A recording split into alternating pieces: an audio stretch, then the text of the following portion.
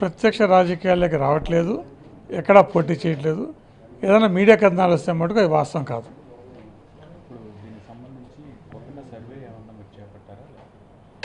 Course ఎన్నికలు జరుగుతున్నాయి.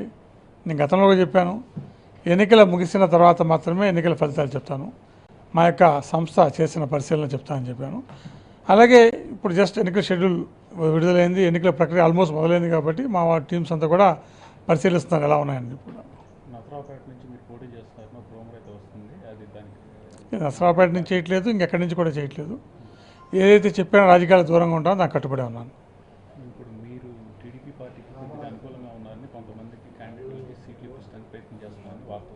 నేను ఎవరికి సీట్లు ఇప్పించడానికి ప్రయత్నం చేయలేదు.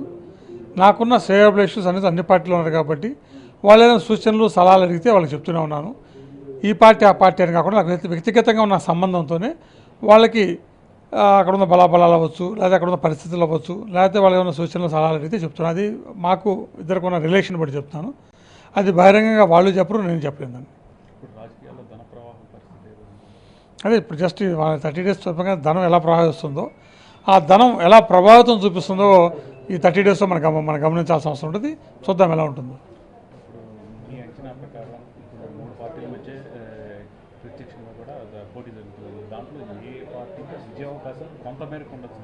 అదే ఏప్రిల్ 11th తర్వాత చెప్తాను, ఖచ్చితంగా చెప్తాను. అంతకుముందు మటుకు ఎందుకంటే ఆల్రెడీ మాట చెప్పాను, ఇంతవరకు ఇచ్చిన మాట ఎప్పుడు తప్పలేదు.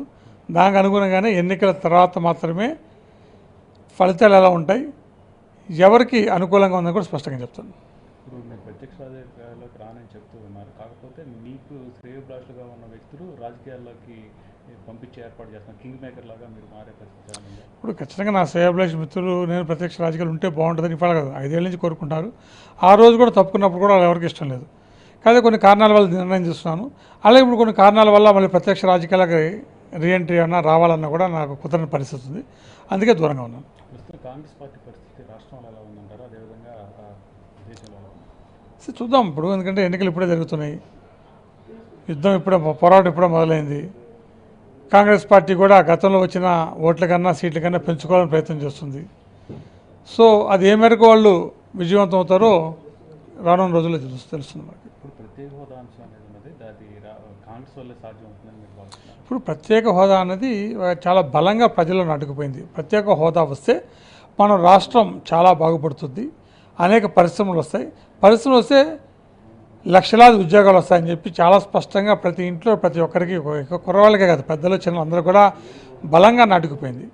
సో అందుకని ప్రత్యేక హోదా రావాలి అని కోరుకుంటున్నారు. అందుకని ప్రత్యేక హోదా కూడా ఒక అంశంగా ఎన్నికల్లో మనం చూడబోతున్నాం.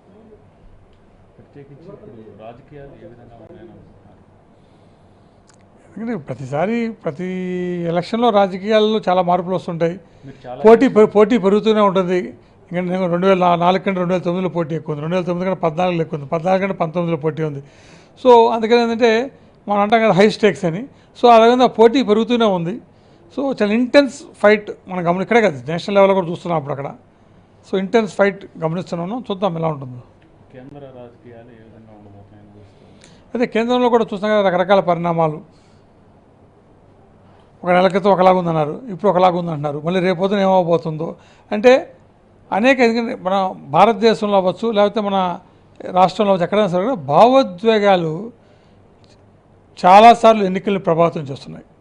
అనేక అంశాలు, కులం అవ్వచ్చు, మతం అవ్వచ్చు, ప్రాంతం అవ్వచ్చు, లేకపోతే ఈ యొక్క బార్డర్ ఇష్యూస్ అవ్వచ్చు, అనేక అంశాలు ఈ రాష్ట్రంలో ఈ దేశంలో మన ప్రజలు సెంటిమెంట్కి బాగా లోనయ్యే వ్యక్తులు, ఎమోషన్స్కి లోనయ్యే వ్యక్తులు.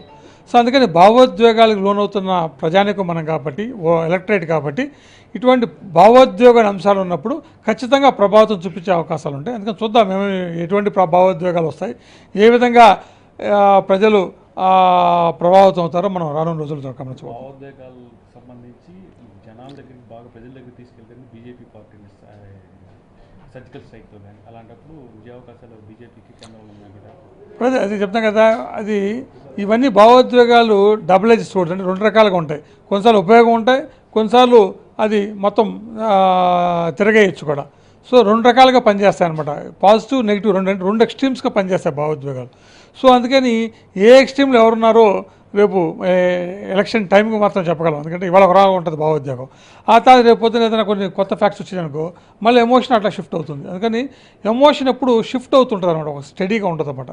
ఒక ఎక్స్ట్రీమ్ నుంచి ఒక ఎక్స్ట్రీమ్ మారుతూ ఉంటుంది, ఒకరి నుంచి ఇంకొకరికి అనుకూలంగా అనుకూలత కూడా అటు ఇటు మారుతూ ఉంటుంది అనమాట. రాష్ట్ర రాజకీయాలు ఏ విధంగా ఉంటాయి? రాష్ట్ర రాజకీయాలు కూడా ఖచ్చితంగా ముఖ్యంగా ఇది ముక్కనొప్పు కోటి ఉండొచ్చు. ఎందుకంటే మన ప్రధానంగా 3 పార్టీల మధ్యన ఉండొచ్చు అనుకుంటున్నాం.